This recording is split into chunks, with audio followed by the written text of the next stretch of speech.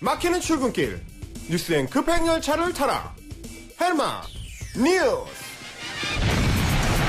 매일 아침 청취자 여러분의 속을 시원하게 뚫어드리는 분입니다. 헬마우스 임경빈 작가 모셨습니다. 안녕하세요. 안녕하세요. 헬마우스입니다. 네, 첫 번째 소식은 뭘까요? 어제 그 신천지 이만희 총회장의 기자회견 얘기를 하지 않을 수가 없습니다. 그야말로 그렇죠. 이제 온갖 이야기거리들을 쏟아냈는데, 네. 저는 이제 그 중에서도 이만희 회장을 그 둘러싸고 있던 신천지 간부들 그 모습을 좀 주목을 해봤습니다. 네네. 일단 뭐 이 회장이 그 고령이기도 하지만 아무리 봐도 이제 현재 상황을 좀 제대로 파악하고 있는 것 같지는 않다, 그런 인상을 받았는데요. 뭔가 왜요?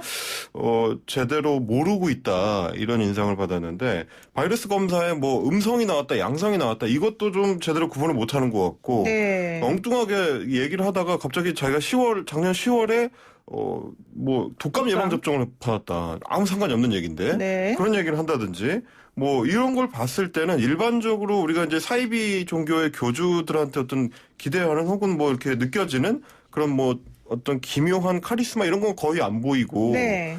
좀 횡설수설하고 좀 사리 판단이 잘 안 되고 그런 인상을 좀 받았습니다.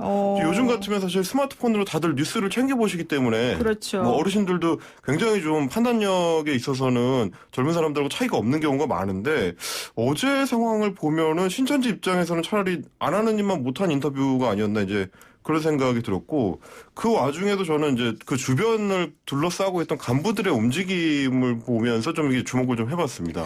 그런데 그 신천지 교도들의 입장에서는 예. 이제 자신들이 추앙하는 이 종교의 예. 대표인 총회장이 나타남으로써 예. 결집 효과가 있다. 네네. 뭐 이런 얘기를 하더라고요. 뭐 그렇게 뭐 생각하실 수도 있고, 뭐 대부분은 사실은 그 이제 종교적인 차원의 문제니까 신천지 신도들은 그럴 수도 있는데, 헬마가 신천지 신도가 아니어서 그런 거예요. 아니어서 그럴 수는 있겠으니까. 네. 물론 아마 이제 그 신천지 딴에는 이번에 어떤 일종의 여론전을 해보려고 했던 것 같은데, 그게 어떤 효과가 있었는지는 잘 모르겠어요. 일단은 뭐 이제 절을 2번 해가지고 크게 사과를 하고 뭔가 좀 이 난관을 돌파해보자라고 생각을 했던 것 같은데, 오히려 좀 안팎으로 좀 시끄러워지기만 한 것 같고. 네, 하여간에 좀 특이한 거는 그 옆에 계시던 여자분, 네. 계속해서 모든 것을 다 알려주시던 그분이 그러니까요. 도대체 누구냐. 그래서 이렇게 귓속말을 하는데 사실 마이크가 옆에 있어서 다 들리는데. 네, 마이크로 다 알려주더라고요, 우리한테. 그러니까요. 네. 그래서 이제 좀 어이없다, 이제 이런 그 반응들이 많았고, 옆에서 봤을 때는 뭐 중간중간에 이제 사회자가 자꾸 끼어든다든지 이런 걸 봤을 때, 아니 이게 무슨 재림예술하면서 재림예술? 뭐, 네. 이렇게 떠받들어 준다든지 무슨 이제 교주처럼 모신다든지 이런 인상을 받는 게 아니고, 약간 좀 사립 판별이 정확하지 않은 노인을 이제 인터뷰에 내보내놓고 노심초사하는 것 같은 그런 모습, 어떻게 좀 옆에 앉아 있었던 사람들이 계속 이렇게 챙기려고 하는 것 같은 그런 모습을 좀 받았고요. 뭐 17일부터는 어디 가셨다고 하시면 안 돼요, 뭐 이런 얘기를 한다든지. 그러니까요. 예, 이렇게 주문을 하고 뭐 인터뷰를 뭐 그만해라, 해라, 이런 거를 얘기를 한다든지. 대답하지 말아라 이런 얘기도 했죠. 예, 그런 얘기도 하고. 보통 변호사들이 많이 하는데 그런 얘기. 답하지 마세요 이렇게 우리가. 예리하게 지금 체크를 하고 아니, 계시죠. 그래서 그 여자분 변호사인 줄 알았어요. 예. 그렇다는 얘기는 이게 대리를 하고 있다는 얘기 아니겠습니까? 그러니까 이만희 회장이 상황을 장악하고 있다기보다는 오히려 간부들이 무슨 꼭두각시를 다루듯이 하는 것 같은 그런 인상을 좀 받아서, 야, 이거 신천지 교인들이 봤을 때는 저런 모습을 보고도 여전히 믿음을 유지할 수가 있는 건가? 그런 생각이 좀 들긴 했습니다. 그래요. 근데 사실 또 어제 이만희 그 총회장이 사과를 하기 전에, 기자회견 하기 전에 예. 또 그 국제선교사라고 하는 그 신천지의 그분은 또 CNN하고 인터뷰를 하면서 예. 한국이 너무 자기네들을 핍박한다 이런 얘기 하지 탄압한다. 않았습니까? 예, 예. 그러니까 앞뒤가 좀 안 맞는 것 같긴 합니다. 예, 어제 좀 재밌었던 에피소드가 첫 네. 질문으로 국민일보 기자분이 자신이 영생불사라고 실제로 생각하냐, 네. 이런 질문을 하니까 또 이제 뭐 사회자가 그런 종교적인 질문을 받지 네, 않는다고 대답하지 마세요, 뭐 하기도 이랬죠. 하고, 네. 그러면서 이제 제대로 답변을 안 하고 이제 피해 갔습니다. 이게 사실은 굉장히 중요한 교리라고 하더라고요. 그렇죠. 이게 요한계시록에 나오는 거잖아요. 예, 14만 4천 명 선택된 그 사람들. 그렇죠. 이만희 자신이 그래서 영생불사고, 그래서 이제 우리는 현생에서 구원을 받고 승리한다, 뭐 이제 이런 메시지라고 하는데, 그래서 14만 4천 명이 들어가기 위해서 돈도 많이 내야 되고 전도도 많이 해야 되는 거예요. 경쟁을 막 벌이게 하고. 그런데 점점 바뀐대요, 이제는. 그래요? 이만희 총회장이 돌아가실 때가 다 되면서 영생무사는 어렵다 생각해서 그런지 티벳 어쨌든. 불교처럼 이렇게 뭐 다른 사람들 뭔가 전해주고 이런 건지. 그런 건가 봐요. 예. 하여튼 뭐 제가 옆에서 봤을 때는 아니 저 사람들 저 간부들이 정말 이만희라는 사람을 재림 예수라고 믿어가지고 뭘 하는 게 아니라 뭔가 좀 자신들의 현재 직장 현재 뭐 자신들의 인생 이거를 지키기 위해서 총력 투쟁을 하고 있는 거 아닌가 그런 느낌이 들 만큼 게다가 뭐 본인이 정말 재림 예수라고 생각한다면 무슨 마스크를 저렇게 꼼꼼하게 쓰고 나오나. 그렇지. 맨날 독감 예방 주사도 해마다 맞고 그러니까요. 관리를 잘하시는 것 같아요. 네. 관리를 꼼꼼하게 하시냐 이런 생각이 좀 들긴 했습니다. 네, 좋습니다. 일단 거기까지 하고 두 번째 소식은 뭡니까? 자, 이만희 신천지 총회장의 시계가 어제 하루 종일 하루 종일. 예, 큰 화제가 됐습니다. 이제 큰 절을 하고 인터뷰를 하는 내내 이제 각 매체들의 초고화질 카메라가 이제 손목을 겨냥을 했는데 네. 금장을 한 이제 번쩍번쩍하는 시계가 다름 아닌 일명 이제 박근혜 시계였다. 네. 그래서 청와대를 상징하는 봉황 문양이랑 이제 박근혜라는 이제 이름이 새겨진 그 일명 청와대 기념 시계를 차고 나온 건데 도대체 저 시계가 진짜냐? 진짜라면 누구한테서 받은 거냐? 이런 중요한 자리에 굳이 꼭 저 시계를 차고 나왔어야 되느냐. 이제 이런저런 예측들이 쏟아져 나온 겁니다. 왜 유영하 변호사가 그럼 예. 가짜다 이렇게 얘기했고 또 이준석 옛날에 박근혜 키즈라고 알려졌던 예. 이준석 씨 같은 경우에도 가짜예요 이렇게 말했는데 알고 봤더니 그게 특별한 사람들에게만 주기 위해서 따로 특별 제작된 거래요. 네. 근데 그게 중고 이 매매가가 얼마인 줄 아십니까? 얼마나? 10만 원에서 30만 원 사이라는 겁니다. 엄청 상당하네요. 진짜 금이 아닌가 봐요. 금박이긴 한데. 그러니까 이제 사실은 오히려 전 정권 사람들이 막 다 뛰어나와가지고 그거 진짜 아니라고 하니까 오히려 좀 의혹이 이제 증폭되는 그런 근데 효과가 어쨌든 있었던 것 그 같은데. 세계일보에서도 그래서 나왔잖아요. 그 시기 네. 진짜다. 네. 이거는 국회의원들에게 주기 위해서 따로 만든 거다 이런 얘기 했는데. 네. 자, 어쨌든 밝혀진 게 있습니까? 그런 보도도 나왔고요. 이제 또 엇갈리는 보도들도 나왔습니다. 그래요? 예, 그러니까 뭐 전현직 청와대 관계자들이 이제 각 매체에서 이제 통화를 해가지고 좀 확인을 했다고 하는데 그 사람들의 얘기로는 이게 공식 시계는 은장으로만 제작이 됐다. 그러니까 이거는 금장 제품이 없다. 이제 이런 식으로 이제 이야기를 하는 건데 뭐 말씀하신 대로 세계일보에서 취재한 바에 따르면 또 국회의원들만을 위해서 당시 이제 새누리당 의원들만을 위해서 이제 특별 제작한 게 있다. 이런 얘기들이 좀 엇갈리고 있어서 네. 진짜냐 가짜냐 이제 논란도 있고요. 실제 그 시계를 가지고 있는 사람들이 제보를 하더라고요. 그렇더라고요. 네. 예. 근데 게다가 또 이제 그거를 왜 하필 차고 나왔느냐 이제 이 얘기입니다. 이거 매우 중요한 것 같아요. 그러니까요. 제가 봤을 때는. 그래서 네. 이 회장이 결국에는 위기에 몰리니까 정치적 의도를 갖고 일부러 차고 나왔다. 그래서 지난 정권과의 이제 인연을 강조해서 나 혼자 죽지 않는다. 네. 잘해라. 이런 메시지를 던진 거 아니냐.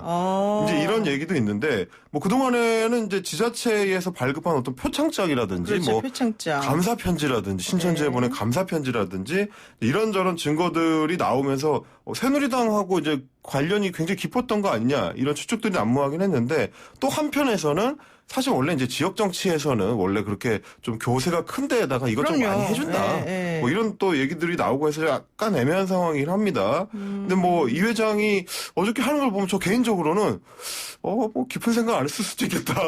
뭐 이런 생각. 평소에 즐겨 차던 시계를 그냥 차고 나온 거 아니냐? 뭐 별 생각 없는 거 아니냐? 이제 이런 또 생각이 들기도 하고 뭐 여러 가지가 좀 한 장의 사진에 드러났던 그런 사건이었던 것 같습니다. 어제 이만희 기자회견 보고 사람들이 또 궁금했던 것 중에 하나가 뭔지 아십니까? 노랑 넥타이. 노란 넥타이. 네, 그 노랑 넥타이가 에르 명품이래요. 20만 원짜리. 명품 넥타이는 차고 짝퉁 시계거나 혹은 중고 시계거나 이런 거를 차고 나왔을 그 수 시계를 있다. 어쨌든 그 네. 대통령한테 받았다면 진짜 네. 그러니까 중요한 거고요. 그다음에 그 양복이 얼마짜리냐 이런 거 갖고 또 얘기를 많이 하더라고요. 예, 그리고 뭐 제가 또 이제 주목했던 거는 과거 사진 한 장인데 네. 이 회장이 예전 사무실에서 찍힌 사진에 보니까 이제 책상 뒤쪽에 항아리가 하나 보이는데 항아리요? 거기에 이제 내일생 조국과 민족을 위해 라는 그 문구가 보입니다. 그 한자로 써 있는 그 문구인데 이게 이제 박정희 전 대통령이 즐겨서 서해로 이제 썼던 유명한 문구거든요. 네. 물론 이제 그만큼 전 정권하고 어떤 특별한 인연이 있는 거 아니냐라고 생각할 수도 있고 이만희 회장 개인이 그냥 박정희 전 대통령을 좋아하고 뭐 존경하고 그래서 뭐 박근혜 전 대통령도 좋아하고 이런 평범한 보수 노인네 아니냐 이런 얘기도 나오고 이제 계속 이런저런 얘기들이 엇갈리고 있습니다. 실제로 네. 이제 제가 좀 찾아보니까 2015년, 2014년 이럴 때 이제 찍혔던 그 집회 사진에서도 손목에 그 시계를 그대로 차고 있더라고요. 그러니까. 굉장히 즐겨 차는 시계였던 건 확실한 것 같아요. 신짓단지 모시는 것처럼 되게 그 귀하게 여기나 봐요. 네. 그리고 어제 또 궁금했던 게 바로 이제 이만희 회장 그동안 모습 안 보인 게 이 코로나19 걸렸기 때문이다 이런 얘기 있었는데 아니라고 검사 결과를 공개했죠? 예, 신천지 쪽에서 이제 음성 판정 받았다 이렇게 공개를 했는데 이게 또 문제가 네. 그 자기들이 안에 이제 병원에 가서 따로 진단을 받았다는 거예요. 근데 그 HJ 매그놀리아라는 병원이 이 병원이 또 다른 재림 예수를 주장했던 통일교 쪽이죠. 예, 그랬었던 통일교 재단이랑 또 연결이 돼 있다고 합니다. 그렇다고 하니까 이제 경기도 입장에서는 이거 믿을 수 없다. 그래서 다시 이제 공식적인 검사를 받아라 이렇게 했는데 이걸 거부하니까 어제 저녁에 이재명 지사가 직접 또 가평 숙소까지 쳐들어가는 일이 있었습니다. 이재명 지사는 이번에 활약이 대단해요. 화끈하게 지금 밀어붙이고 네, 있는데 네. 결국 그러니까 이제 이 회장이 불이 나게 과천의 보건소로 가가지고 검체 채취를 했다고 하는데 네. 심지어 이번에 새로 도입된 그 드라이브 스루 선별진료소를 이용을 했다. 아, 참 여러모로 좀 웃지 못할 복잡한 사연을 남겼습니다. 네, 그렇습니다. 만약에 검사했는데 음성이다 그러면은 그 검사비 누가 내는 거죠? 본인이 또 부담을 하셔야 본인이 내는 됩니다. 거죠? 네, 알겠습니다. 자, 네 번째 소식은 뭡니까? 자, 미래통합당의 이제 공천 작업에서 최대의 변수 중에 하나가 이제 홍준표 전 대표에 대한 건데요. 네. 어제 이제 미래통합당 공관위가 지역구 후보의 추가 공모 공고를 냈는데 딱 한 그러니까요. 곳 네. 거기만 냈습니다. 양산 원포인트 을 양산 추가 공모. 예, 네. 거기만 냈고 심지어는 이제 오전 10시부터 오후 5시까지 딱 7시간 동안만 받는다. 이래 버리니까 이거 도대체 누구 보고 하라는 거냐 이랬는데 그 시간 동안에 서류를 바로 준비해 가지고 제출을 하고 심지어 공관위의 면접까지 마친 후보가 나왔습니다. 누굽니까 그 사람? 나동현 전 양산시장이 이제 원스톱으로 네. 다 해버린 건데 네. 이런 식이다 보니까 이거 공관이랑 이미 짜고 들어간 거 아니냐, 다 얘기된 거 아니냐 네. 이런 얘기가 나왔고 나 전 시장도 실제로 공관이한테서 계속 출마 요청을 받아서 준비를 미리 해왔다 이런 얘기를 했습니다. 그러다 네. 보니까 공관위에서 홍 전 대표를 이제 이미 제끼려고 말하자면 이제 그렇게 해서 이제 논외로 쳐버리려고 컷오프 시키려고 한 거 아니냐 이런 얘기가 나오니까 홍 전 대표도 또 지지 않았습니다. 곧바로 그 추가 공모에 자기도 이제 신청을 해서 절차를 밟은 거죠. 그렇군요. 근데 왜 그랬을까요, 이게?